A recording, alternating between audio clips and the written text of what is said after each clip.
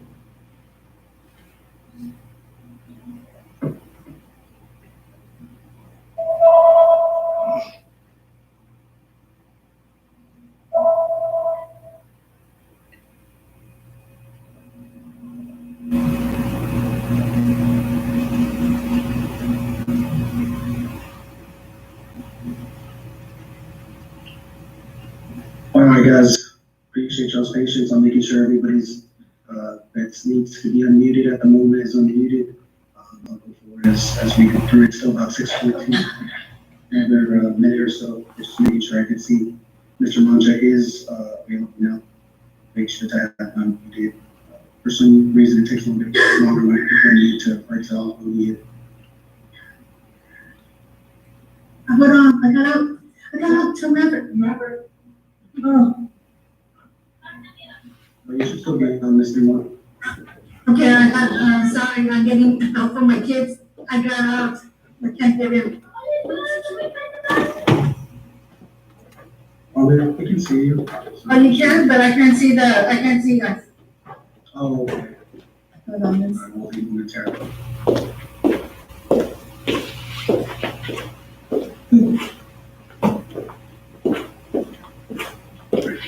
Let's try it.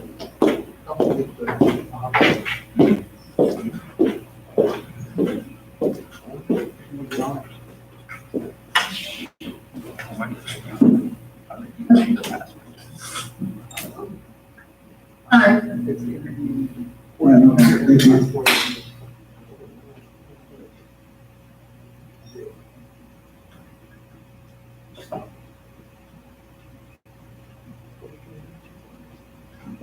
Hey, Mr. Monjack. All right, so I think everyone should be ready. Yeah, I can barely hear y'all though. Yeah, I can barely hear Miss Gordon. All right, so I should be, hopefully there's a little stronger, the audio. Is that a little bit stronger for you guys? Yes. I Okay, can I'll still just do a barely little bit more hear y'all. soft. Okay,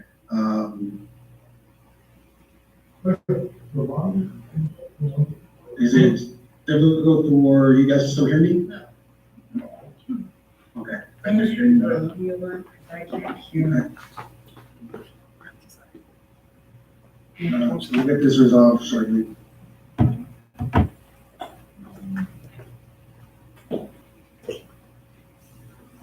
Help me with this one. Help me with this one. You didn't say the table.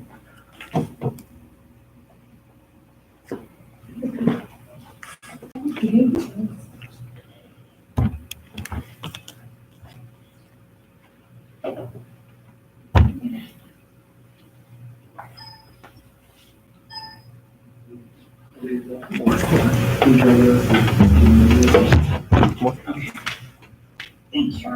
Everyone's good to go now?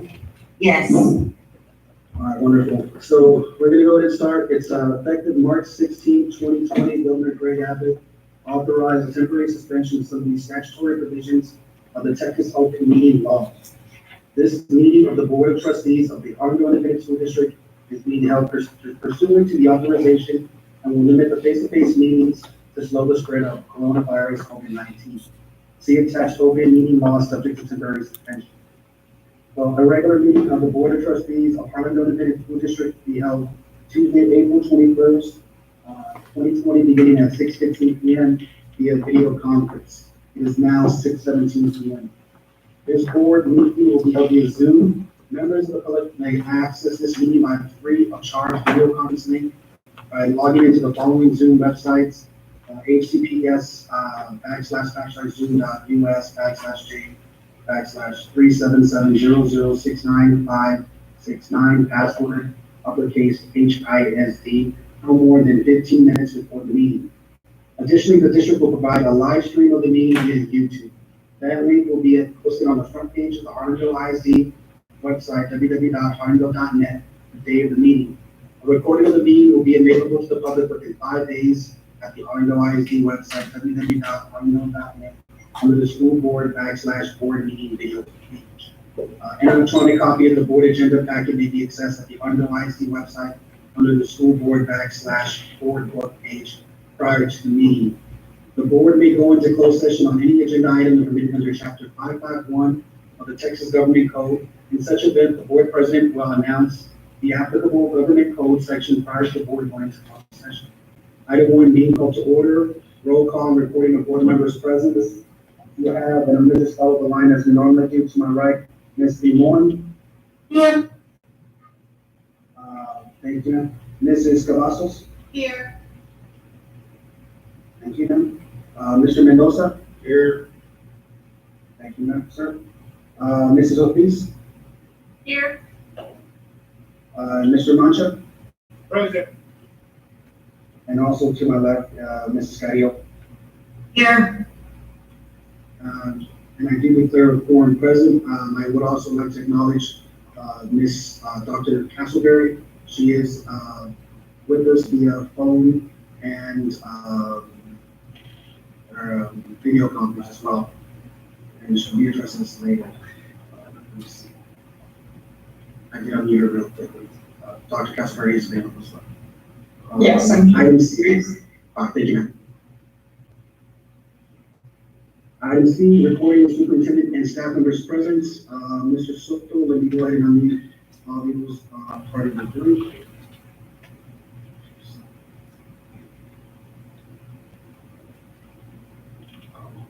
All right, I think I should have everyone, Mr. Soto, go right ahead, sir. Yes, sir, Mr. President. This evening we have Richard Hernandez, Assistant Superintendent of Business. Here. We have Ms. Melissa Casey, Interim Assistant Superintendent for Curriculum and Instruction. Here.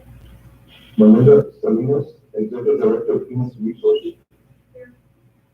Kyle Whitney, Executive Director of Maintenance and Operations. Here. Alec Correa, Public Information Officer.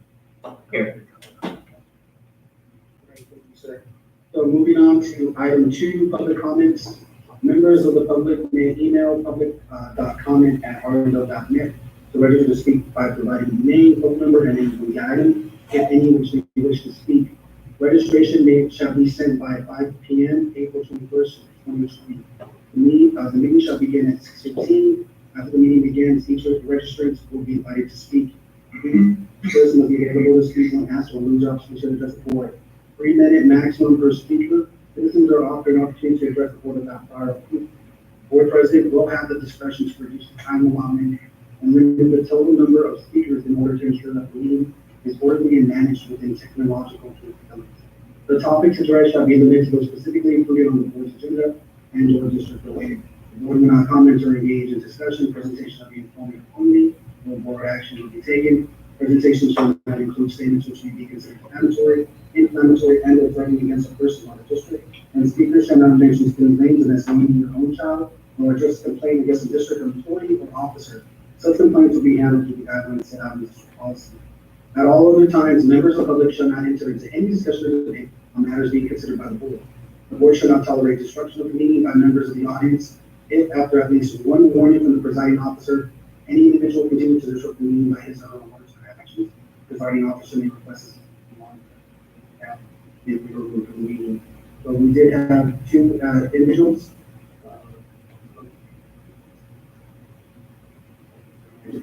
Excuse me. So let me go and have the two speakers. Let me look for that up.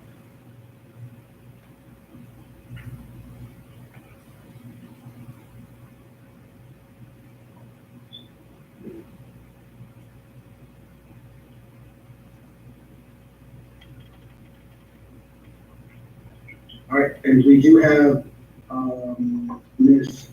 Salcedo. Ms. Salcedo, would you like to go first, please?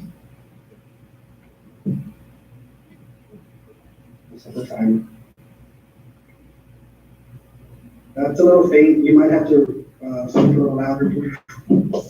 Okay, There you how about go. now? Okay, Yes, good ma'am. evening, board members, community members, and superintendent, anyone in attendance. I hope everyone is doing well with this coronavirus virus pandemic. I'd like to speak a little bit tonight on a couple of items.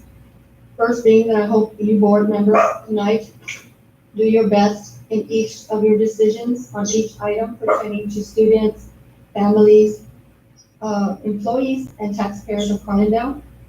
I want to thank Ms. Samantha Gallegos for her time at Harlandale. She is a true professional and an outstanding lady.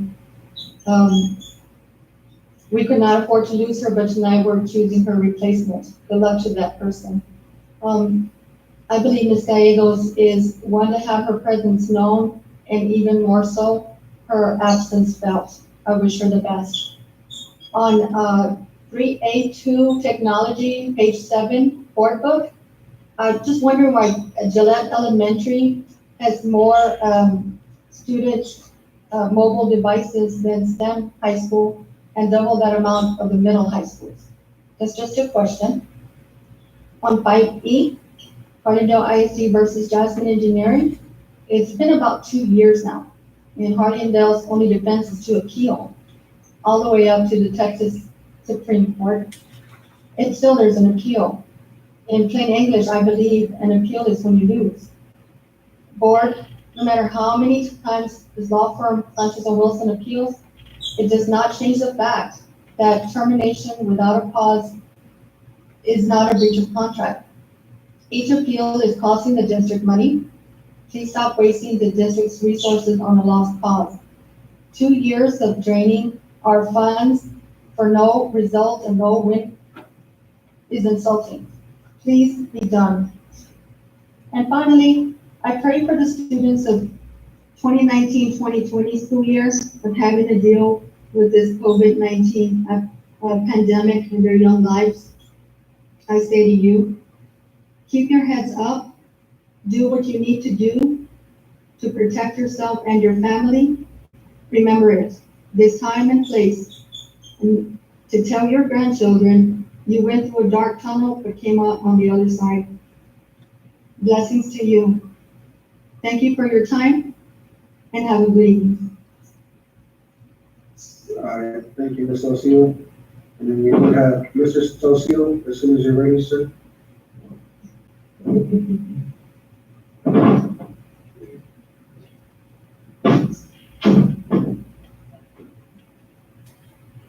All right, on yours, Mr. Salcedo, you might have to speak up as well. Okay, can you hear me now? Yes, sir. As soon as you're ready, okay? Thank you. Good evening, board members.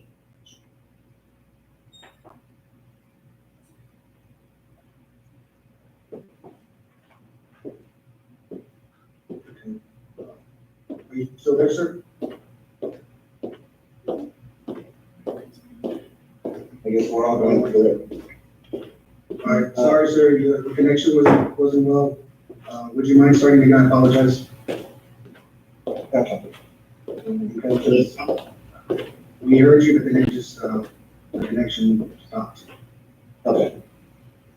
All right, I hear. I just wanna, tell the seniors actually for Harlandale, we're all going through this tragedy. I know it's tough for them.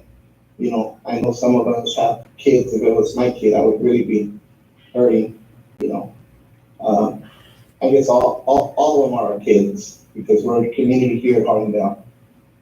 I do want to talk about this land y'all sold. I just want to ask, is the district really hurting for money? Because this is something I feel that was left. It's like, for an example, if you have something that's valuable in your family, and that's the last thing that you would want to get rid of. That would have been the last thing. There's been a lot of board members that have kept that for one reason. It's because Harlandale has been landlocked. And yet, 4 board members decided to sell it. Those 4 that have been there for a while already. Is there something going on between y'all? I know y'all went to Austin saying that y'all are new board members. No. Because there's only 4 of y'all that really make a difference. The other 3, they really don't make a difference. They can say their opinion, but as long as there's 4 of y'all, y'all are gonna outrule them. And it's a shame that Harlandale is really, right now, in some kind of, because I would not have sold that land. The only time you actually sell something is when you really need to. And there was no need to sell it. So, and it really bothers me. Because you say that we're a community and we're supposed to be here for each other. You tell me, we're not, correct? We cannot spread out anymore. And selling that property was wrong. But I know that the attorneys and some board members have something to do with it. And our ex-superintendent. You need to stop listening to him and stop doing for the community. Thank you. All right, thank you guys.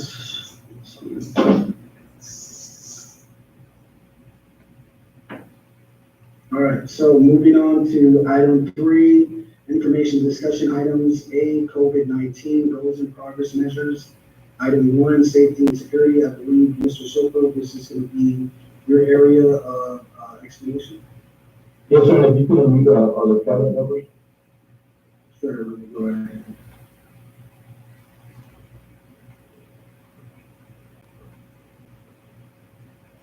Mr. Moreno, Excuse me?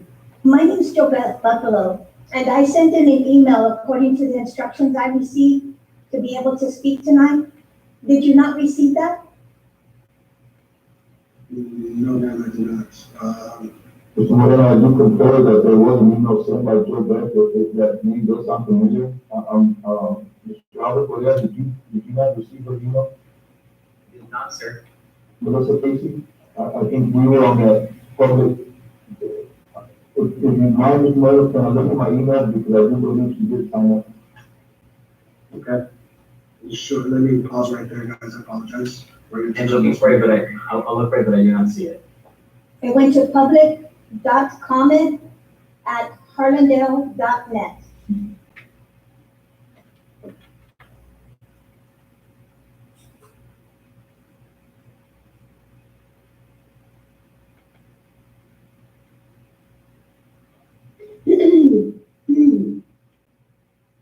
Debbie Douglas? I'm sorry, sir. Is it Debbie Douglas? It's Jobeth Buffalo. Okay.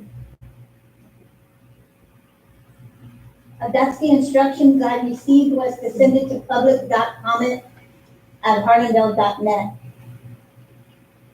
All right, I think I have Debbie Douglas. Okay, that's okay. I can speak next week. okay. Apologize for that, ma'am. We can definitely have someone contact you in regards to the matter. Ms. Martin, can you look at, see if a tech can find that email if they did come through? But I don't have it. All right, guys, so, we're gonna go ahead and continue on with item 3, and I'm sure we'll get that item resolved. Mr. Soto, if you can, please. Yes, sir, Mr. Moreno, board members, as we know, we had a date set to come back, May 4th. And, during this time, we're planning accordingly to come back May 4th, and we're doing some distant learning as all the other, districts in the state of Texas and the United States. Then the governor came out and told us that we would not be physically coming back to school. So we wanted to give the board and the community some updates from each department on how we're doing with distant learning, our safety, security, how many students we have engaged, how many students we reached out with technology devices.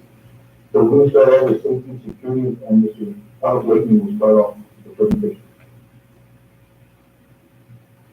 Yes, sir. Board President, Board, what we're doing district-wide from a safety and security standpoint is, and a number of these items will be repeated, and you have them in front of you. But, again, just as everyone is doing, we're practicing social distancing, requiring 6 feet or more apart from employees and anyone else on campuses. We're providing personal protective equipment such as masks and gloves to employees, and we're limiting campus access. We have, for additional access to campuses, we're requiring written approval for access, other than on Wednesdays when principals and anybody else might be on campus. So they're having to request access, be granted access before we give them clearance to enter a campus. From the custodial perspective, again, practice social distancing, we're requiring gloves and masks, and we're distancing or disinfecting and cleaning all areas.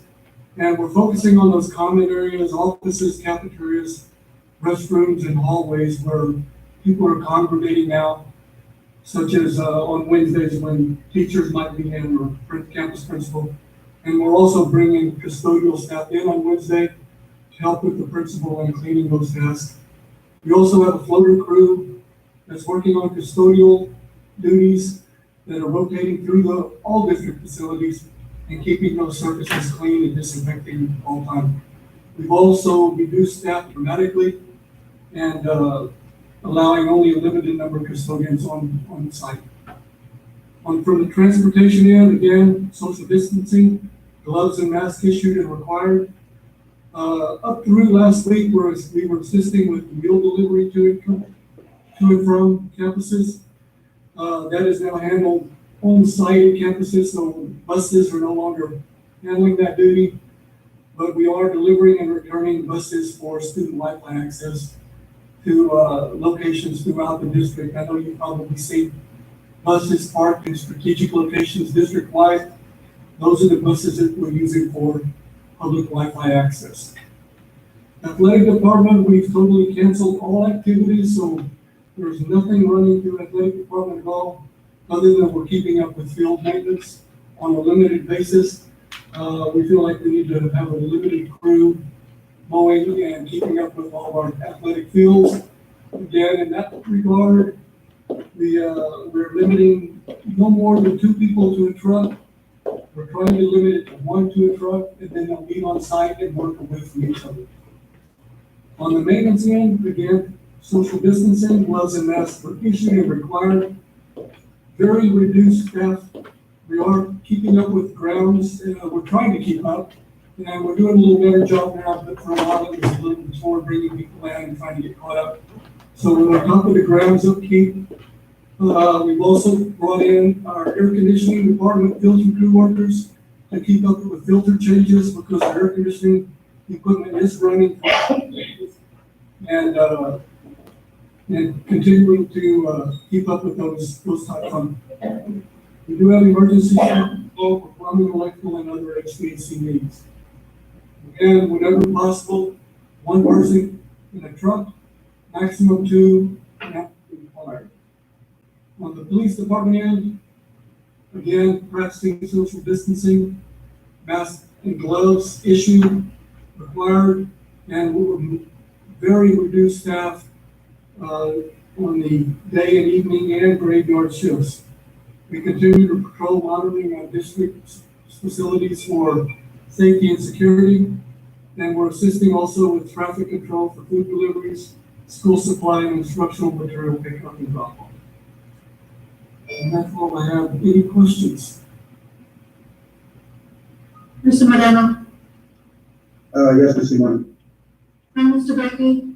Can I ask Mr. Blakey a question? Go ahead.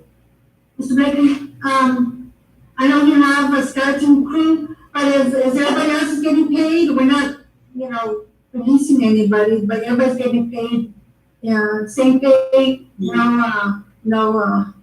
everybody's still employed with the district. Yes, ma'am. Everybody's being paid their daily rate or their hourly salary. No one has been released.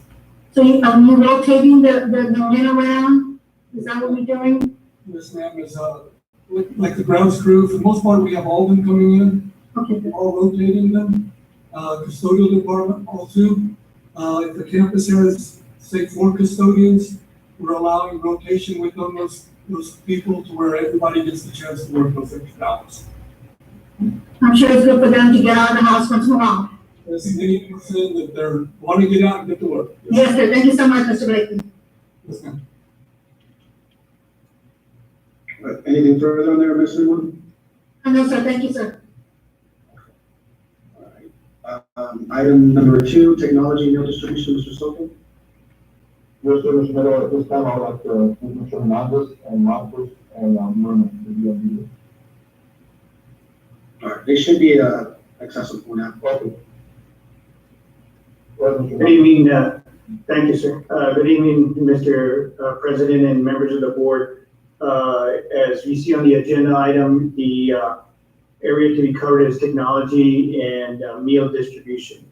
As Mr. Soto mentioned, we have both Mr. Rodriguez and Ms. Martinez on the meeting to discuss some of the details. One of the first ones to be discussed is technology. Much effort has been made to provide mobile devices, internet access, the board approved back in March, and also provide the support so that individuals can use those devices. So in further of that, I'll have Ms. Martinez cover the technology area. Ms. Martinez. Yes, thank you, sir. Mr. Moreno, members of the board, Superintendent Soto, thank you, first of all, for the opportunity to share with you and our community what the information services staff has done in the past 5 weeks to continue to service our students, faculty, and staff in the wake of the COVID-19 pandemic. We were notified during spring break that the district would remain closed for an additional week and that we needed to come up with a plan to support online instruction. I met with key members of my staff that Sunday morning, and we began to formulate a learning and support continuity plan. On March the 16th, I met with Mr. Soto and his cabinet and shared the plan that we had devised. At that moment, we had no idea how long normal school would be out, but it didn't matter. Our plan coincided with the vision that Mr. Soto had for the students of Harlandale ISD. The things we wanted and needed to implement were all part of his vision to provide internet access to our students outside of school, to extend the school day, and to bridge the digital divide between students with access and those without. Mr. Soto was very supportive and approved us moving forward with finding solutions and vendors that could assist us quickly. We met with several vendors, gathered quotes, and by March 23rd, presented the plan to the board for approval. It was at the March 23rd meeting that the board unanimously approved. We purchased and installed 100 external Wi-Fi access points that have been placed on the outside of various schools and office buildings. This required that we run approximately 22,000 feet of cable. We also purchased an additional 60 access points with antennas that have been installed on the HISD bus fleet. Our initial and very aggressive goal was to complete the installation by the first week in May, 6 weeks from the board approval date. However, information services staff and our vendor partners worked 10-hour days, weekends, and holidays in an effort to meet or exceed that goal. We completed the project in less than 4 weeks. The buses are ready to roll on April the 10th, and the external access point completed by April the 16th. The purchase and installation of the of external building and bus access points was definitely a huge undertaking, but there is so much more that the IS staff has done to provide technology support for faculty, staff, students, and parents.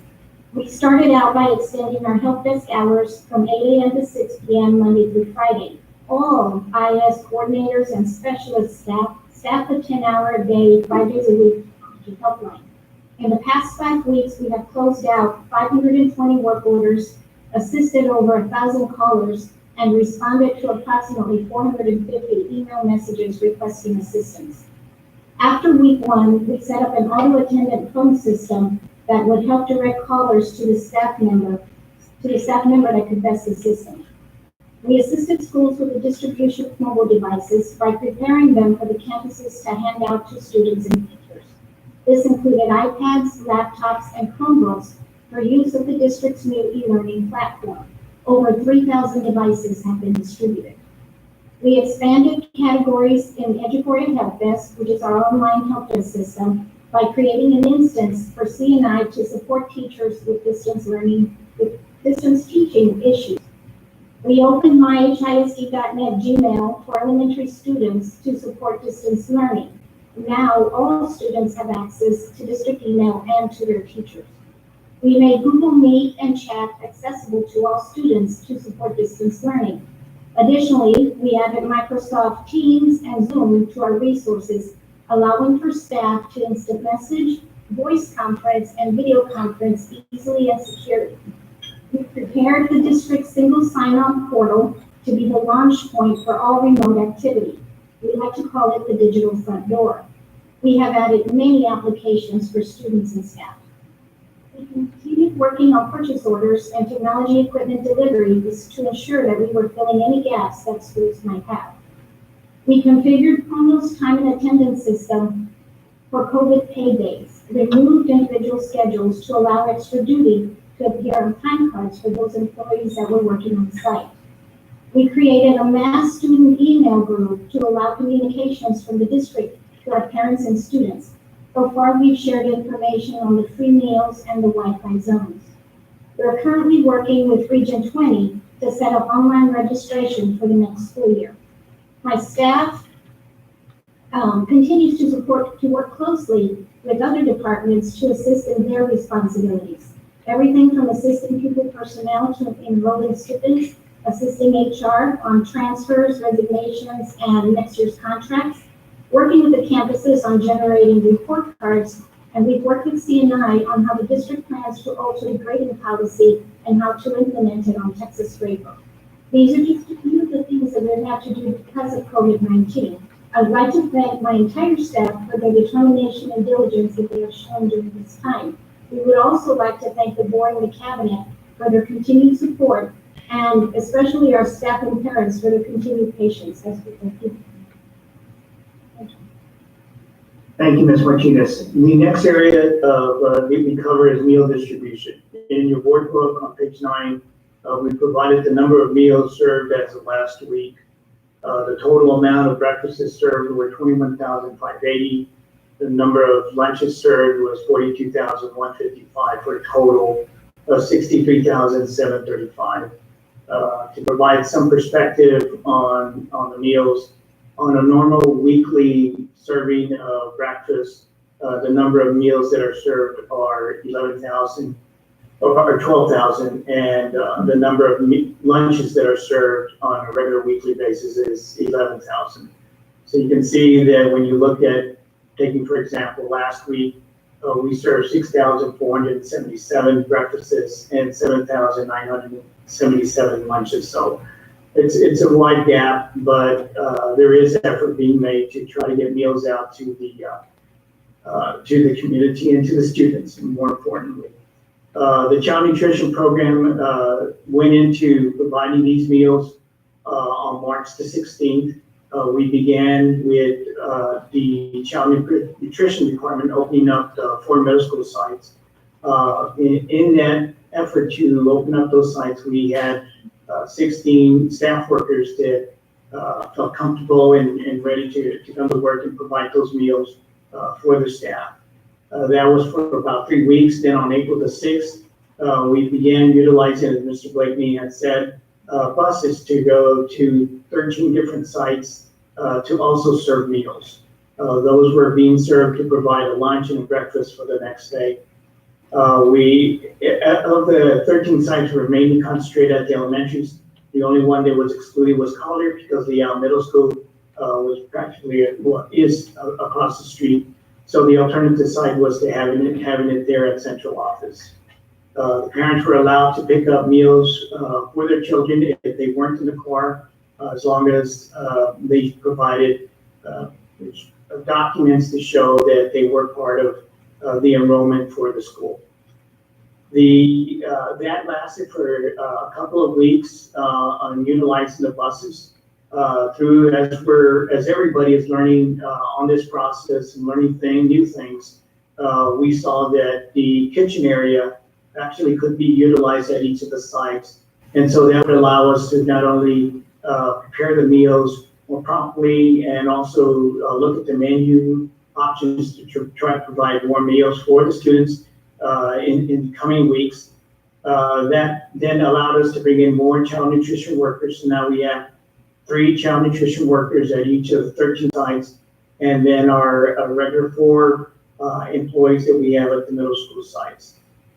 Through this effort, again, we're learning, we're developing menus, we're working with our vendors who are also being swamped with orders that they need to fulfill.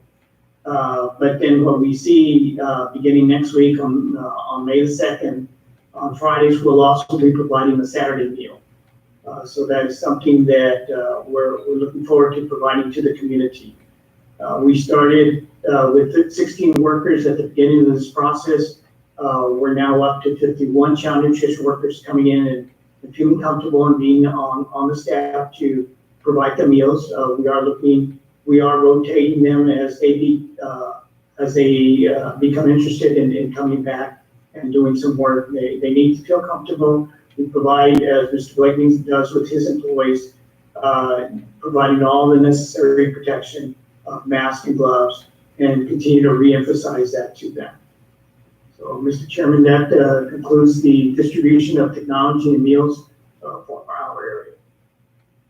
Are there any questions?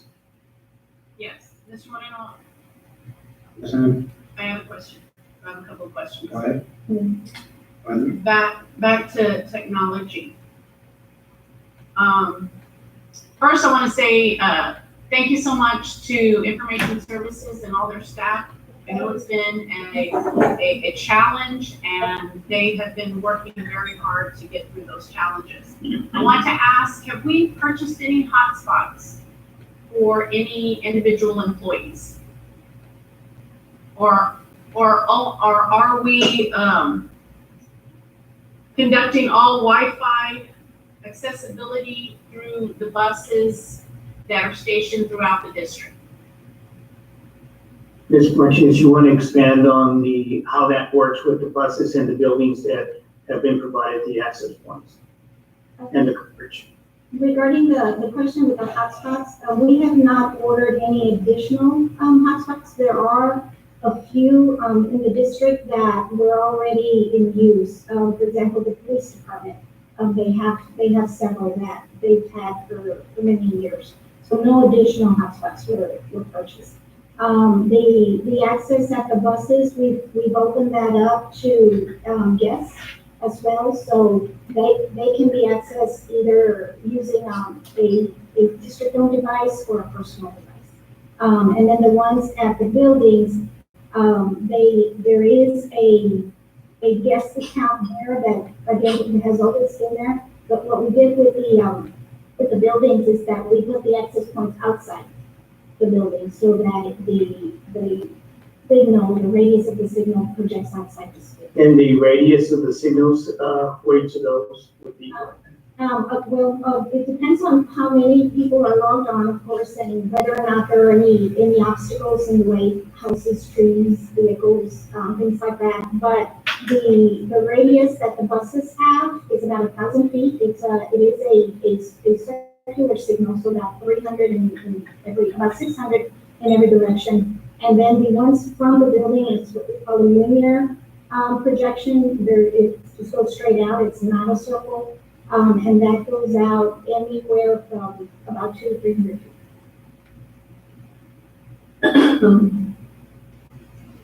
Okay, I have another,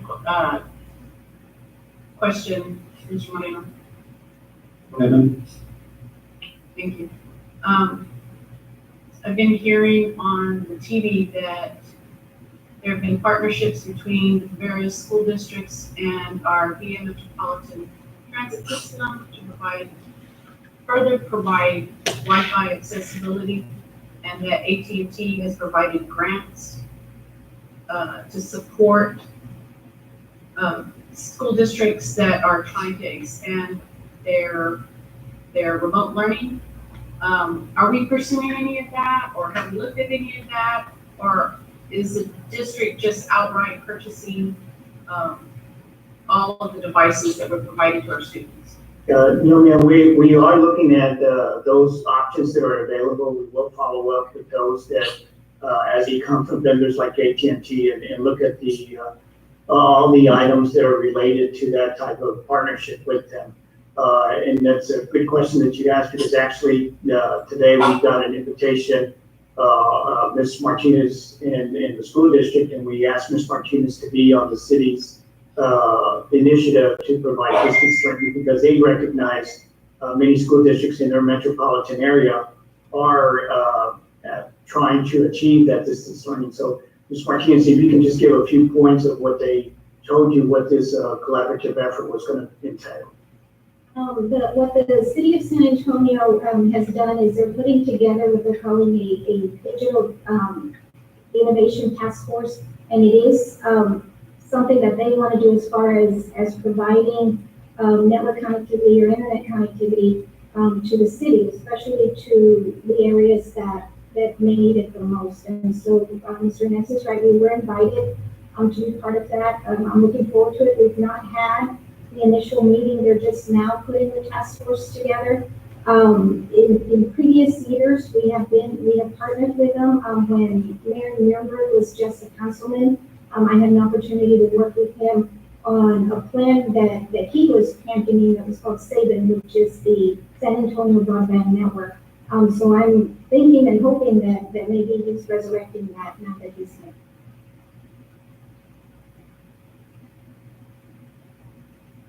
I'm sorry, I have one other question specific to technology. So we put out our buses out there for our students to access Wi-Fi. How are you communicating with our students if they have trouble they have no Wi-Fi access?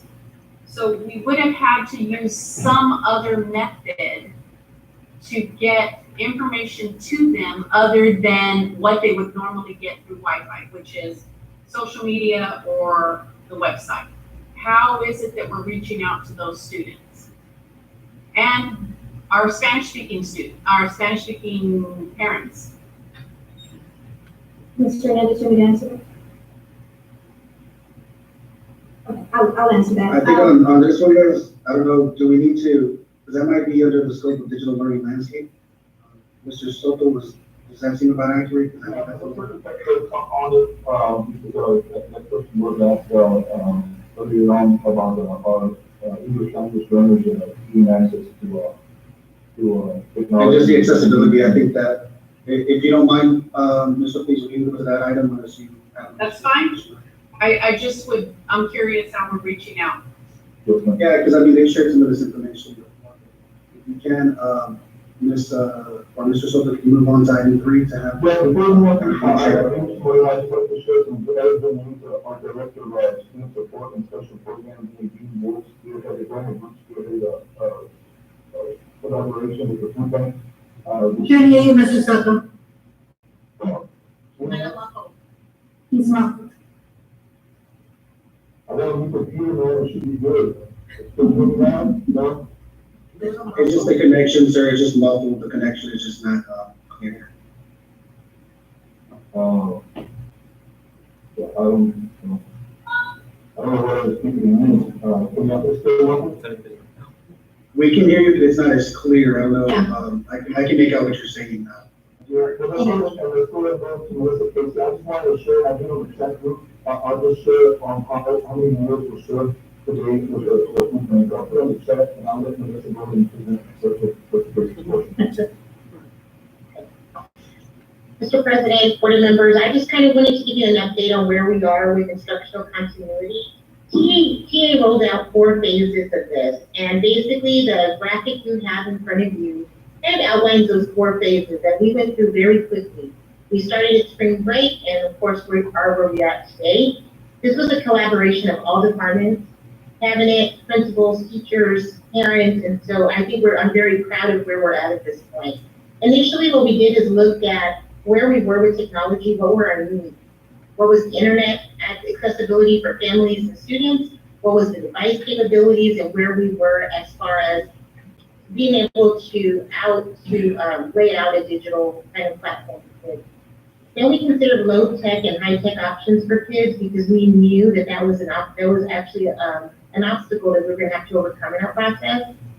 In phase 3, we looked at grade reporting, we looked at different kind of systems in place. How are we going to support teachers? How are we going to support kids and administrators? What was the schedule going to be like? And how are we going to communicate that with all the stakeholders? And then finally, providing at-home support. We continue to monitor how this goes. We continue to see where are the issues that are rising that we need to address. Continue to supporting teachers, looking at where we're at with kids and devices. And so this is an ongoing process that we're looking at. And what I will share with you is as we started, and you watch the news, there are several districts that have trouble connecting with kids. And mainly because they're limited. We may have kids that don't live in our area, maybe they're McKinney kids or homeless, they're at risk initially. And I'm very proud to say with the efforts of our campus, we have reached 97% of our students and have made successful contact with them. So they either pick a device, they pick their work, and they've actually talked to a staff member, whether it be a teacher, social worker, a counselor, or principal. What we're going to do with the 3% that we have failed to contact is we're going to do a follow-up and we're going to work in conjunction with TEA to do a Texas Home Learning project where we're going to send work to them. We're going to do what I'm calling a care package, and it's going to be a letter from Mr. Soto with district information. How do you connect with your counselor and social worker? Where can you go if you need help? Kind of everything we're doing to outreach to families. And so that's kind of our first initial rollout. With that, I know that we have students that we made contact with and maybe engagement isn't where we needed to be or wanted to be. So we just finished a grading period and we finalized grades. When we looked at grade reporting, one of the things we did is we classified how we were going to grade because we had to look at the bigger picture with grading. Because our instruction changed and everything had changed, we had to change what our grading was like. So 2 of the criteria is students that picked up material, they picked up their work, but they're not logging in, they're not engaging, and they're not participating. Those students, typically their grades are a 69 or below, they're unsatisfactory. Then we have kids that fall in an incomplete range. Those are kids that we haven't made contact. So that includes the 3% who didn't make contact. And then I look at kids that have failed 2 or more classes, because typically that's when we look into retention. And out of all the students, including our incomplete kids, we're looking at 8% of our students that fall into that category. So our schools are doing an excellent job of reaching kids. One of the other things I know I was asked to update you on was pre-K and enrollment. I know we're considering what does this mean for registration. So initially we had a roundup and we did have pre-K students. Those are currently being classified and being placed in classes. We have a total of 375 students in that position. Today, if you go to our website on the banner, we put a live link to a Google form, and it's basically called a pre-application pre-K form. And what we're going to do is gather information from whoever fills it out. Your name, your number, your kids, and then we're either going to mail out a registration form or we're going to have them pick it up. And then when they come back, we'll facilitate registration. We're going to do this as a step as we're working with information services to develop online registration. We're looking at a date of May to finish that. So we're hoping to bridge the gap between kids not being there as part of a roundup and us definitely enrolling them and getting to a class of seniors class, I know everyone is concerned about the seniors. That is a very important time. And so we have seniors in a very important position right now. Many of them have received their letters of acceptance to colleges. They've received their financial aid packages. And so this is the time where they're typically finding out, where do I go? They're visiting campuses, they're talking to people, and of course, those aren't options for them. So this is a very trying time. And what I will tell you is we have partners and our counselors that are meeting with them regularly. They have phone conferences, they have Google Classrooms, they're talking about college advising and issues. And then they're basically using Remind, Twitter, Google, Facebook, any way they can to communicate with them. I know the big question is graduation, and we have several options for graduation. First of all, I will share with you that we had one venue that we were using in June for early college and for STEM. And we also had a backup dates for July graduation at that same venue for all of our schools. And yesterday they canceled all of our meetings. So it's not so much that we're not planning to do that. I will tell you that we have to work with several different areas. So this just occurred, and basically we have different options. So we have looked at virtual option as one option. Today we had a conference with TEA, and TEA is sharing that at this point, nobody has permission, if you will, to have a face-to-face graduation. We are bound by what the governor has stated, has shared is our requirement. So the governor has put forth a task force that will look at what those parameters are around a face-to-face graduation. So we are looking at graduation. Currently, McCollum and Harlandale are still scheduled to be at the Freeman. The Freeman has not changed that venue, and it has not changed. However, it is very unlikely that may occur, but we have not had a change there. So that is still on the calendar. We're looking for a backup venue for early college and Rank Academy. We also are looking at other options, pushing back the graduation as late as July, and then of course a virtual graduation. Those are kind of our best thinking. We have been in close contact with principals, and we understand that this is something that everybody is concerned about, and everyone wants best for our students, and we share that. Another thing I was asked to talk about was the University Health Center that is located right in front of Collier. That actually is not open right now, but they are available for phone visits, medication refills, and other services. So if our parents call, they can get help through the phone, but they're not doing face-to-face options. And then back to our students with college ready tests. We were able to do our school day testing with our juniors on March 3rd, March 6th, and so we were able to have all our juniors tested for SAT prior to 10th grade. Since then, SAT and ACT are not testing at this point.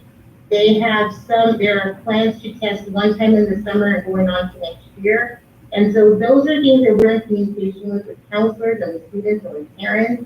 We will look at the very first full day date available for testing for SAT for our current juniors and seniors. And so we're really hoping to facilitate that. A lot of what we're doing at CNI is basically focusing on both long-term plans for our kids for next year and also our short-term plans.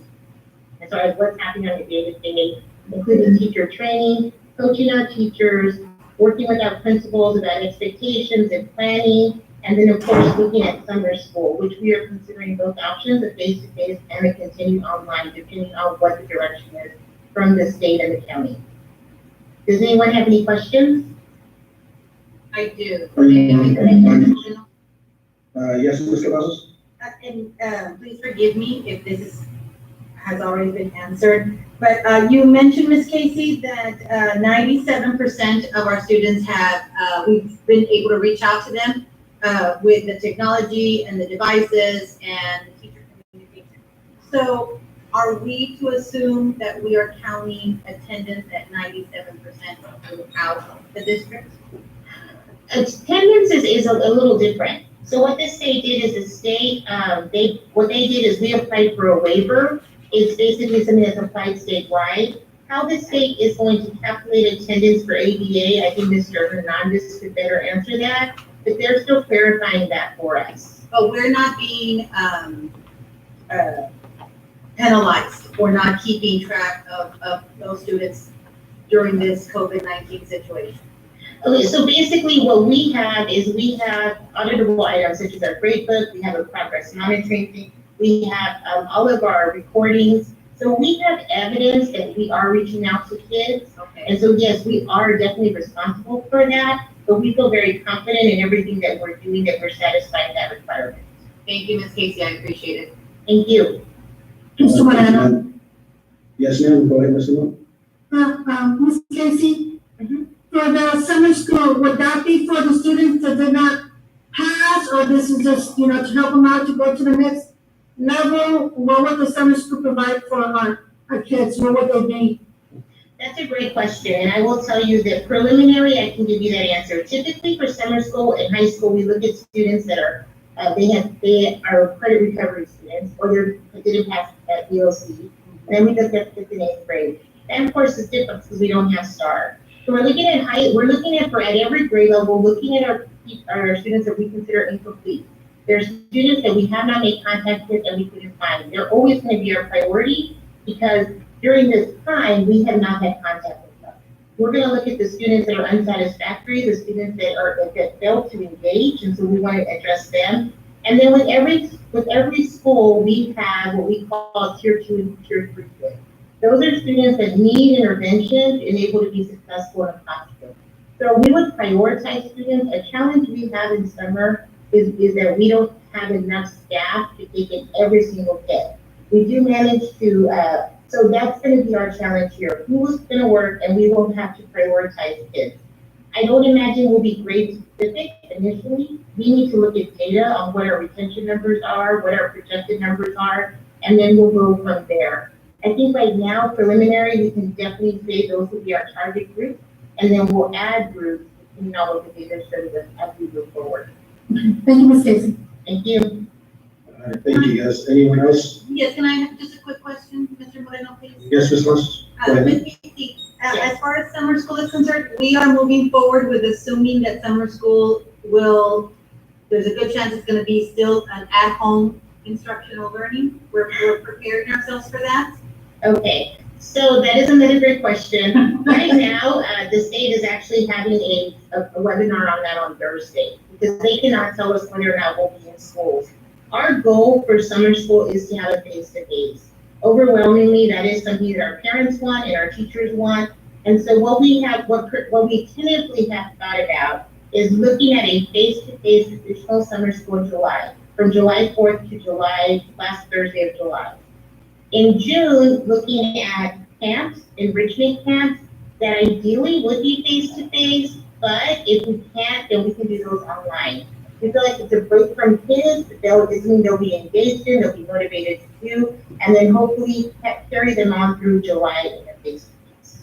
That's kind of our idea at this point. If we find out 2 or 3 weeks from now that we will not have access to buildings, then we'll definitely look at continuing online learning through through June and July.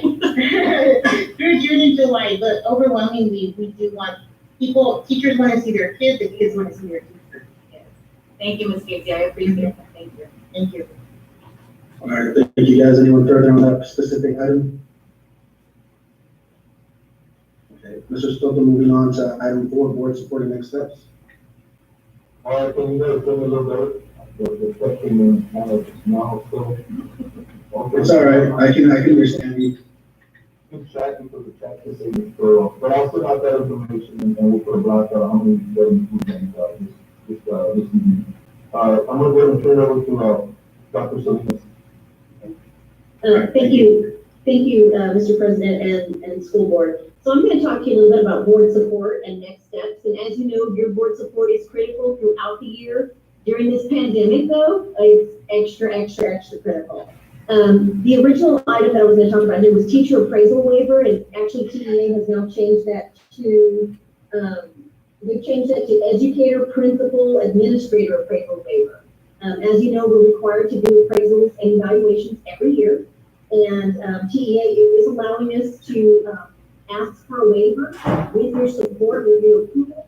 We did also send out a quick email to DPERC, because we do also need to get their opinion on this, and 23 DPERC members responded, and they all said yes, they would like for us to move forward with the submission of the appraisal waiver. So just do that. Campuses are all at different levels. For the most part, I'm gonna tell you about 95% of our teachers have completed all of their T-test components that I've listed there for you. But there are a few that were hired late or didn't finish their entire evaluation or their observation. And so we'll be able to, if this goes through, we'll be able to get together and meet and let the administrators know where we need to move forward, and also let supervisors know how we're gonna handle the evaluation for the remainder of this year. The next item is about employment contracts. As you know, we're bringing contracts forward. Our current policy does allow Mr. Soto to approve classroom teachers from June 1st to the July board meeting. We are asking for you to extend that authority from tomorrow, if it's approved, through September 30th. We have principals and supervisors ready to hire. As we get vacancies, we want to fill those as quickly as possible. And with this authority, we're hoping that we will be able to hire the vacancies ASAP and just get on board early on, so we won't have those coming in the fall. Staffing update, this has already changed from when I first printed this out, but from March 18th to April 17th, we had 123 certified teacher applicants with our new application system. At that time, we had 7 current teacher vacancies that we had not filled throughout the year. And after June 5th, we're gonna have about 20. Actually, it's already increased, and it will increase after tonight's board meeting.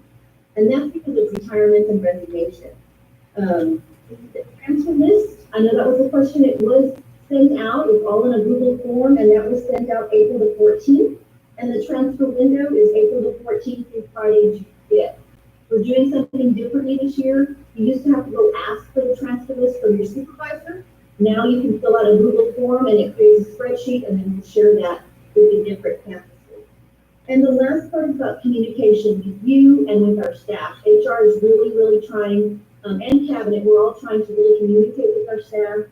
This is a very unsettling time for everyone, not just for our kids, but for our employees. And so we're trying to do that efficiently, effectively. I know you all are getting them, because some of you have responded to some of our communication. And we will continue to update staff and you all as we need to. And thank you for your support. Thank you, ma'am. Thank you, Dr. Smith. Does anyone else like to share anything on that or ask a question in regards to it? I have a question. Go ahead, Ms. Lopez. I see that the extension was requested from April 22nd to September the 30th. I agree with April 22nd, but I'm gonna ask why September the 30th? Why? So sometimes we get late resignations, people move, and we end up with openings right when school starts. And if that happens right now, we have to wait until the next board meeting, which is in September. And so we couldn't hire them in August. So if somebody applied and wanted to get hired the first week of school, we would not be able to do that until the next board meeting. So that's the only reason, because we do start in August, we start right at the end, and we are actually, if the teachers are new, they come in a lot earlier. But that's why we're extending it until, just to allow those vacancies and those openings to have teachers in the classroom as soon as possible, at the beginning of the year. So, but before, it was from June 1st to the regular July board meeting. So we're talking starting tomorrow, April, May, June, July, August, and September. So yes. And last year, if you remember, we actually extended it again because July came and we had teachers that we needed to hire and we were going to wait, and you all agreed to extend it further last year. yeah, I think we need to get on board as soon as possible, because I see on social media that school districts around the whole state have already started hiring all of their teachers. And I was like, okay, where are we with that? Right. So right now we have to wait. So if this wasn't in place, if somebody wants to get hired tomorrow, if I have principals put in the system tomorrow, we have to wait until the May board meeting to hire them. Okay. Okay. And just to elaborate on that too, I think it's a pivotal thing that we do utilize. I know we recently in our school district, we had a meeting, an actual Zoom or hangout meeting when it came to potential applicants. So that is something that's going to be necessary to be utilized. In addition to that, the idea of having almost 97% of students reach, that's amazing. I can be quite candid. with my district currently, we're at 87%. So you guys, and we have more students here as well. So to hear that is very humbling to hear and very ecstatic. You know, it makes me very excited to know that we're doing different things to reach our kids in various capacities, whether it's different socioeconomic needs or just different outreach groups. So I feel that we're doing a great job in providing those services, those wraparound services that we hear so much about nowadays to our kids. So that's awesome to hear. And with that, I think that, being that it's going to be such a very temperamental climate for staffing, we may definitely need to hire people instantaneously because they're not going to be gobbled up. I've heard some nightmares about those virtual, job fairs. They're not the most interesting to partake in, but I'm glad to hear that we're doing our part in providing everything, and you guys are doing your part as cabinet and staff to provide that information to us whenever we feel, the need to get that addressed for us. So thank you guys for that. Was there anyone else liking to share a comment or question in regards to it? Mr. Moreno, Yes, Mr. Mo? for Dr. Salinas. Dr. Salinas, can someone sign a contract and break that contract? So yes, they can, yes, they can, but after a certain date, no, which is gonna be the first, Friday in July, I have to look, I wanna say either the 3rd or the 10th, I don't know what date that is, and after that, no, it's up to Mr. Soto if he wants to release. What day would that be, the May? No, it's either the 3rd or the 10th, I'd have to get you the exact date, and I'll make sure you get the exact. It's probably the 10th, man, like the 10th of it's always around my birthday, so yeah. 10th? Okay, so they're after the 10th. Yeah. Okay, thank you, Ms. Dr. Salinas. Thank you. All right, any other questions or comments?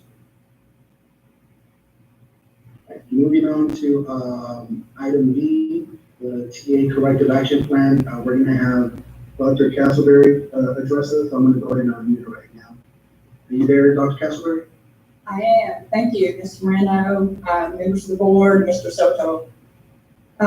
The purpose of the corrective action plan is to address issues identified in the special investigation and other related issues.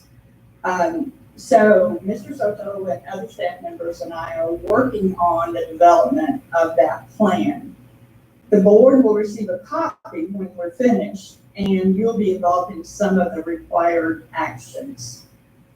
From the report of the investigation, the plan will address policies and procedures related to the following: powers of the board, collaboration between the board and the superintendent. And I want to stop right there for just a minute and comment on the questions that you all have been raising tonight. They're really good questions. What could make the process more collaborative is if those questions were asked of Mr. Soto prior to the board meeting, so that he has a chance to get answers or to get the right people to look into the answers and deliver those to you. I have seen in some districts that the answers are actually put in writing and sent to all board members before the meeting. So if you got your questions in on the day that the agenda is sent out or the next day, then later in that second day, responses could be generated and provided to all the board members in writing. So that's the type of collaboration that the agency would like to see. That's just one example. So back to the list. Other areas would be nepotism, purchasing contracts, change orders, especially related to construction projects, and the Open Meetings Act. There will be training in these areas for the board and for upper level district administrators. From the district's last 2 audit reports, the plan will address 4 comments that came from the auditor related to the food service fund balance, student activity funds, PEMS, policies and procedures, and budget amendments. From the March 31st letter from TEA commenting on your annual financial report, your audit report, the plan will address steps to be taken to ensure that the depository bank pledges adequate funds to secure the district's deposits. What will not be included at this time is the forensic audit that was directed in the report of the investigation. We're delaying that step until TEA provides more details about the scope of the work. So that's just a quick overview. We'll come back to you when we have a complete plan and go over that with you at a future meeting. Thank you, Mr. Mann. Thank you. Anything further you need to share, Dr. Casper? I'm sorry? Anything further you need to share? Are you open to take questions if anybody has any? Sure. Okay. Does anyone have any questions, guys? I do. I have just a quick question, if you don't mind, Mr. Moreno. Dr. Castleberry, you made the suggestion, one of the things we're going to talk about is asking questions prior to the board meeting. Then I would assume we would have to discuss getting our agenda earlier than we do now. Because I believe we get it, if I'm not mistaken, if my mind is still adequate, we get it on Thursday, and it's usually later in the day than early in the morning. And so that would only give us one day to, reach out to administration for questions or copies of any literature that we need to do to educate ourselves. And then they would give us obviously Monday, but that's kind of a short window. So would that be a possibility for us to discuss as with Mr. Soto and as a board, maybe moving up the date when we receive our agenda? That would be perfect. A perfect example of collaboration is for you to reach an agreement on how much time you need to study the agenda and to raise the questions, and how much time Mr. Soto and staff need to prepare responses. So yes. Thank you, Dr. Castleberry. Thank you. Anyone else, guys? No? Okay. All right, so I guess we could move on. Thank you, Dr. Casper, and I know we can definitely get that, Mr. Soto. I do believe we do it earlier this week. I think we met later in the week, so that's what we was on. Okay, thank you. Moving on to item C, Lone Star Governance. If I could have Mr. Soto start off, and then we can get the mic for you. Mr. Soto? I just wanted to let the board know, I know something right, the board secretary sent you guys an email notifying you that CA has postponed or pushed back training days until September of next school year, September 2020. And so the question arises if the board still wants to be doing some Zoom training and what kind of discussions, but of course we could have discussion on it, so just to hear some discussions on everyone and Zoom training from Zoom, because they are providing some Zoom training. But it's up to the board. They're breaking them out. I know some of them are 3 hours, so the understanding is that, no one wants to use Zoom for 3 hours, so they're breaking up an hour and a half. And it's up to the board to decide if they want to proceed or just wait to see if we get back to some type of moment. And I guess with that, Mr. Soto, I know Dr. McNally, which is one of the people in charge of the trainings, did reach out to me in regards to Lone Star Governance, and I appreciate you, allowing that correspondence. And in doing so, we kind of brainstormed together. The idea, essentially, what it comes down to is how comfortable we as the board feel going further with meetings such as this, where we're having to brainstorm, collaborate. Not only that, but also we're going to be having to utilize technology and inputting information and data for our ability to kind of continue on with the program. I don't have an issue with it. To me, I feel it's something that should be beneficial to us. I know from what I understand is we're not necessarily, I was under the impression that we had been paying for it in advance, but actually in actuality what it is we're paying as we go. So we're paying as you utilize the service. And like Dr. McNally said, she would not be billing us if it came down to us not utilizing the service or however much time she corresponded with us.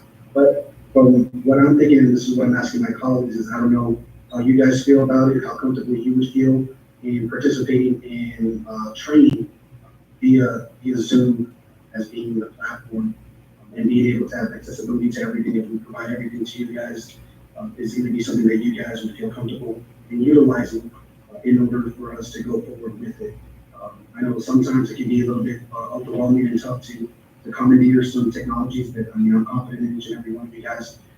But the idea would be more or less, what do we need to do to go forward with this participant or with this particular item? We can just say we want to wait, like Mr. Soto said, until there is a sense of some normalcy, or we can go ahead and have a Zoom meeting in May and see how it works out when we go from there. We still have to work on board operating procedures, and we still have to finalize some items in order to go forward and earn those points that we've been working towards. So now I don't know if anyone has any comments or questions. I do, may I, Mr. Bueno? I would actually prefer that we continue with as much education as we can with what we are faced with now, for the only reason that this may be our new norm for a while. We don't know.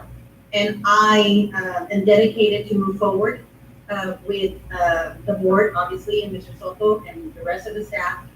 And my opinion is, let's move forward. Let's assume this is our normal until it's not, and not leave behind anything that we started, so that we can be consistent in what we said that we were going to reach when we first started this whole training. I would prefer that. I figure it gives you more time to practice with the Zoom and the technology. It doesn't hurt me. But that is just my opinion. I just feel strongly about moving forward with what we said we were going to achieve, and what we wanted to do and what we wanted to accomplish, and just assume this is a new norm until it's not. And that's just something I wanted to throw out there. Thank you. All right, thank you, Mr. Lasso, for sharing that. Anyone else have any input? Yes. I do feel the same way.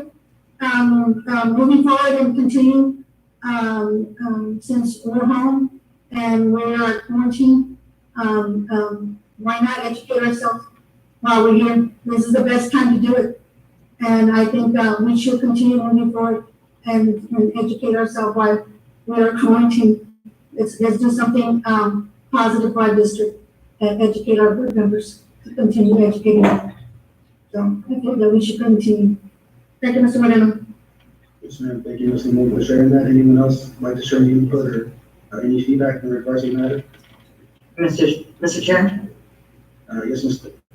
I agree. I agree with the rest of my colleagues. We absolutely have to go forward, and more knowledge is power. That's always something that I've always stated. Knowledge is power. And the more knowledge that we can acquire, I think the better that we will all collaborate together as we come along with this Lone Star governance. Absolutely. All right, great, thank you. Anyone else like to share anything? That way we can kind of communicate to Mr. Soto. Anyone else? Oh, yeah, Mr. Munch, I'm sorry. No, it's great. I'd rather wait. She does a lot of on-hand work. That's true. And it seems that we get better educated. We do a lot of on-hand projects and work with her colors, with her markers, So with us being by ourselves, are we going to get the full effect? Or are we going to get our own opinion effect? Would be my only concern. A lot of the times we'll get our own opinion effect, and it's not the effect that we should be putting forward. That's just my opinion, sir. All right, thank you, sir. Yeah, I mean, it definitely is, like I said, it can be a little overwhelming sometimes when it comes to trying to commandeer technology without access or accessibility to certain things. That's something that I was considering when trying to proposition this and whether we should go forward. I guess what we can do is, bring it back and vote on it and then decide, or see what opportunities we have. I don't know, Mr. Soto, is there a particular thing that we have to do when it comes to this here? So it was just for discussion. Okay. So, Mr. Wilson, we don't really have to go forward on that, right? No. I have a question, one more question. Go ahead, Ms. Hill. Go ahead, ma'am. Okay, sir. What about if we were to do what we can do, through Zoom, and then what we need to do as far as, being there, like, Mr. Mancho was, bringing up, she does work, a lot of hands-on, and, I agree, the writing, it is very helpful to us, because we tend to, we start thinking, and we get our brains going, so can I say we do what we are able to do on Zoom, and then whatever it is that we need to come together, then we can hold off on that? Would that be something that y'all would consider? Yeah, and that's something I guess we can bring it back. Like I said, it's really only for information and discussion, so it's something that we can bring back and decide if we want to go further on. So for the time now, I guess we'll just leave it at that.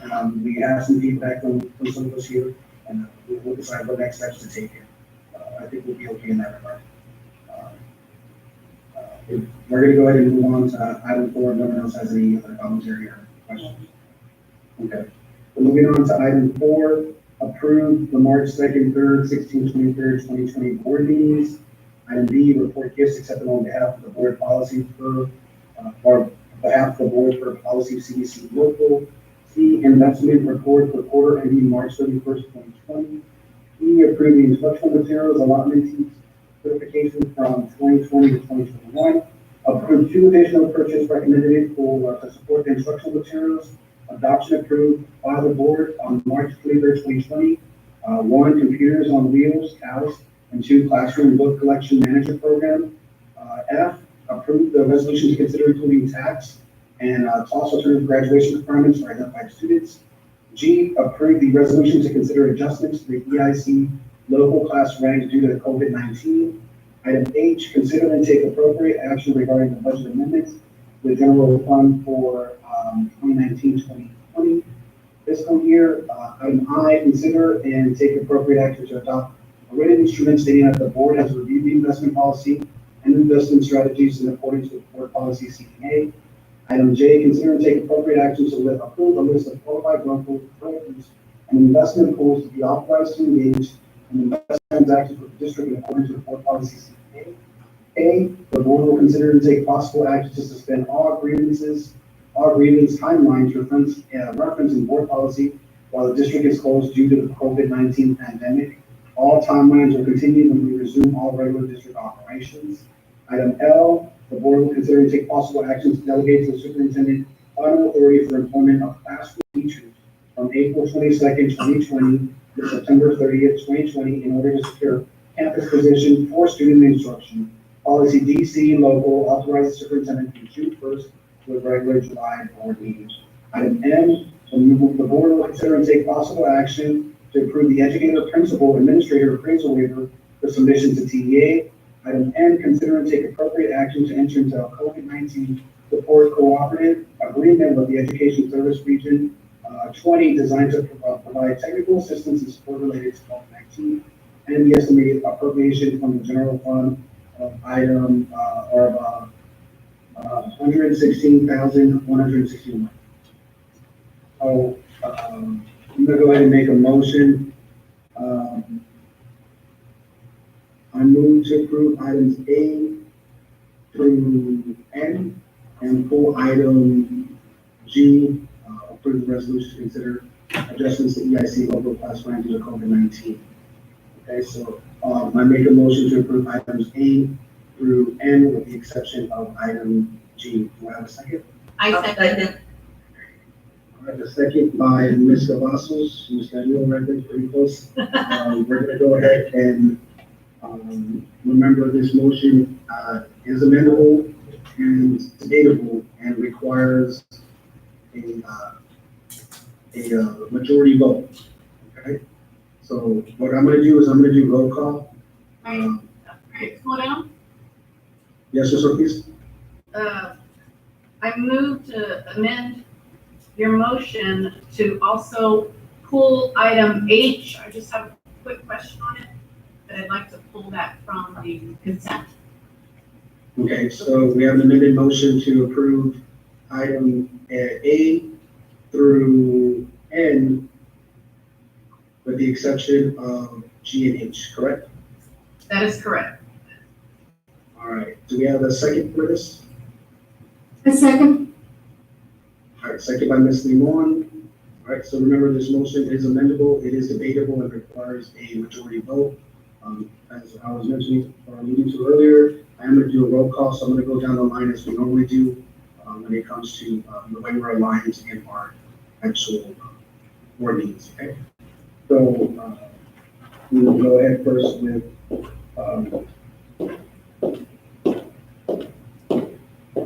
Ms. Limon, is it a yay or a nay? Yay. Okay. Ms. Cavazos, a yay or a nay? Yay. Mr. Mendoza, a yay or nay? He's mute. He's mute.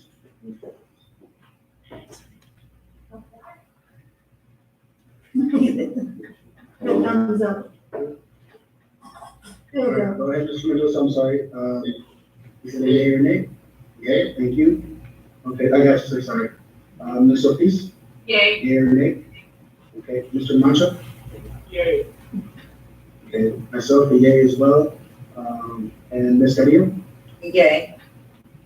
Okay, so that motion does carry. Now moving on to item B and H, and if Mr. Soto would clarify for item G when it comes to the EIC local class rank, COVID-19.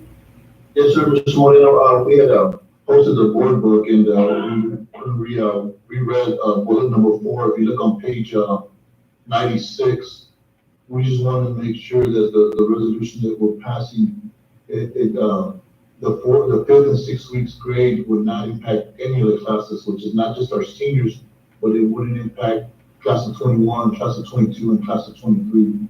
So that 4th bullet you see on page 96, we just added those classes to make it clear that we didn't want the 5th and 6th weeks grades to impact those classes either.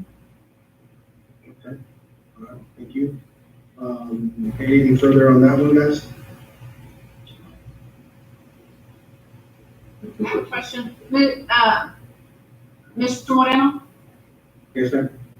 I'd like to ask Mr. Soto, is this type of resolution indicative of what is typical going around in the Bear County area? Yes, Ms. Ortiz, it is with all the rest of the Bear County superintendents. Thank you. Thank you. Mr. Chair, Yes, ma'am. I move to approve the resolution to consider adjustments to EIC local class rank due to COVID-19. One moment. On this one right here, when it comes to the previous motion, because it was a amended motion, I don't think we.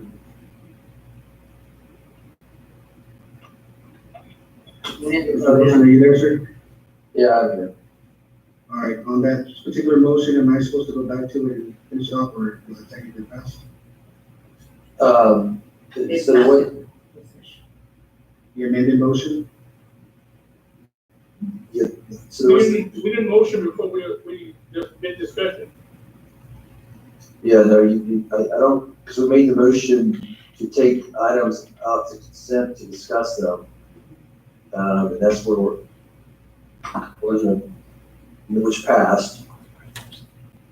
And then we went to the items to discuss them. Yeah, I didn't know we had to go back to the previous one where, we still had the motion that I, put forward. That it's essentially the same motion, excluding the item H.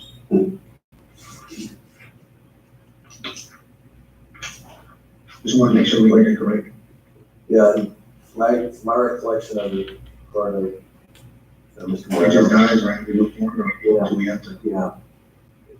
Okay. Both items were removed from the previous, just G and H. Correct. So don't you just need a motion on each of those individually? Yeah, that's what I believe, so I just wanted to make sure I got that clear. Yes, you will. Okay. All right. So, thank you. All right, so going back to that, Mr. or Ms. Carrillo, what was the motion you were, referring to? G, I move to approve the resolution to consider adjustment to EIC local class rank due to COVID-19. Okay, is there a second? A second? All right, was that Ms. Lima? Anyone, yes. Yes, ma'am, okay. So we have a motion to approve the resolution to consider adjustment to the EIC local class rank due to COVID-19. Second by Ms. Lima, motion made by Ms. Carrillo. Remember, this motion can be amended and can be debated. It is amendable, it is debatable, and requires a majority votes. So we're gonna go down, the roll call list then. Ms. Limon, yea or nay? Yay. Okay. Mrs. Cavazos, yea or nay? Yay. Mr. Mendoza, yea or nay? Yay. All right, Ms. Ortiz? Yay. Okay, Mr. Mancha? Yay. All right, myself, yea. Mrs. Bailey? Yay. Motion carried. Moving on to item H, consider and take appropriate action regarding the budget amendments for the general fund for 2019 to 2020. Do we have a motion? Mr. Chair, Yeah, we have to make the motion. I forgot we have to make the motion and discuss right now. I move to approve, take appropriate action regarding the budget amendments to the general fund for the 2019-2020 fiscal year. Okay, motion by Ms. Carrillo and a second by, we have a second? That we can discuss. All right, Mr. Mendoza, so we can second it. Discussion Yes. now? Ms. Ortiz? Yes. So, Mr. Soto, if I may, I'd like to ask, Mr. Hernandez a question. Go ahead, Mr. Hernandez. Is he available? Is that Mr. Hernandez? Is that you, sir?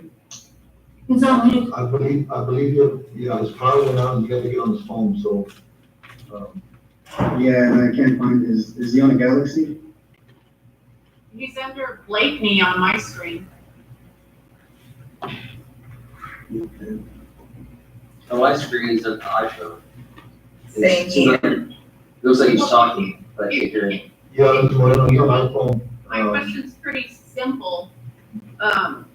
Because we have been watching, and it was a good question that helped answer some of my questions about our ADA, how our ADA was gonna be affected.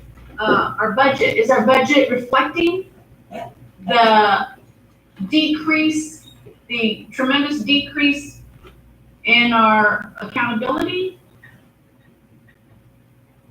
In our budget, is our budget being reduced because our ADA is down? Were you able to find Mr. Hernandez and I'll answer to the best of my ability, Mr. Moreno. I have him, he just told me it's listed as iPhone, that we have one iPhone and Right away, Mr. Soto, we can hear you a lot more clear now. Thank you, yeah, let's switch, the screens. If there's two iPhones, Mr. Moreno, scroll down to the right, you'll see him, besides Woody, he's next to Woody. Okay, I see it now. There you go, I'm back. Okay. Right on. Thank you. So, yeah, great question, Ms. Ortiz. And actually, the guidance and direction we've received from TEA is they're basically taking our attendance that we've had in the first 4 or 6 weeks before the COVID-19 hit our school districts. And what they're going to use is historical attendance percentage for the 5th and the 6th 6 weeks, and then use that to do a formula using our actual ADA during this current year of the first 4 or 6 weeks, and then compute what our funding is. Basically, what they're saying is that the funding we would have received if this hadn't happened would still be the same amount. So the impact that we're seeing on the budget are these, added costs that we're having to do with, providing access points, providing what we're gonna see some decrease in revenues from, the meals that are served on the child nutrition. That's where the fund balance is gonna come in handy to keep us still strong in that fund. Also, we've been on many webinars where we're also logged into FEMA, so that we're adding up all our costs that we're incurring on this. We're also looking at the insurance in the type of loss revenue. So I think our budget is still stable, but as we progress, we'll have more information on it. But as far as the major part of our budget, which is the funding, basically the EA is stating to districts, you're gonna get the same funding as though your kids were in attendance. We're just doing a formula based on what your historical has been on the last 6 weeks of your school year. I hope that answered your question. It does. Thank you very much. Yes, ma'am. Anyone else had anything further to ask or any commentary or questions? No? Okay. So the motion was put in a second. So we do have a motion to consider and take appropriate action regarding the budget amendments to the general fund for the 2019-2020 fiscal year. This motion is amendable and it is debatable and it does require a majority vote. So I'm going to go down the list. As I mentioned earlier, roll call. Ms. Limon, yea or nay? Hey, All right, thank you, ma'am. Mrs. Cavazos? Yay. Yea or nay? Okay. Mr. Mendoza? Yay. All right. Mrs. Ortiz? Yay. All right. Mr. Mancha? Yay. All right. Myself, yay. Ms. Gallego? Yay. All right, motion carries. All right, moving on to item 5, convene in closed session as authorized by the Texas Government Code, Chapter 551, Sections 551.071 through 551.084. A, the board will consider and take possible action on the recommended regular personnel report, PDC 551.074. B, the board will discuss the superintendent's recommendation for the appointment of assistant superintendent of curriculum and instruction subject to future reassignment by the superintendent, TGC 551.074. Item C, the board will discuss the superintendent's recommendation for the appointment of a head football coach at McCollum High School subject to the future reassignment by the superintendent, TGC 551.074. The board will consider and take possible action on the 2020-2021 school year professional probationary contracts, professional term contracts, and professional non-certified contracts, TGC 551.074. Item E, consultation with attorney regarding Harlandale Independent School District versus Jasmine Engineering number 04-19-0638-CD, semicolon, Fourth Court of the Appeals, semicolon, from the 107th Judicial District Court, Bexar County, Texas Trial Court, number 2018-CI-02459, including discussion regarding the finding by TES to the contract with Jasmine Engineering, TGC 551.071. Item F, discussion regarding the evaluation instrument to be used for the superintendent and timeline for the same and any other matters related thereto, TGC 551.074 and 551.071. Item G, discussion regarding the determination made by affiliated FM insurance company as an insurance claim for wind and hail damage sustained by district facilities, TGC 551.071. Item H, discussion regarding the agreement for purchase and sale of real property, any extension thereto, TGC 551.071. Chapter 551, sections 551.071 through 551.084 on items A through H. Okay, we have a motion to convene in closed session. Do we have a second? I second. All right, we have a second by Ms. Cavazos. All right, let's go ahead and remember this motion is debatable or is amendable and is debatable and requires majority votes. We're gonna go and use, roll call again. Ms. Limon, yea or nay? Yay. All right, Mrs. Cavazos, yea or nay? Yay. Mr. Mendoza, yea or nay? Yay. All right, Mrs. Ortiz? Yay. All right, Mr. Mancha? Yay. Myself, yay. Mrs. Carrillo? Yay. All right, where it is now 7:51 and we are going to move into closed session. I am gonna, have you guys move into a different room, okay? So just wait for my, invitation.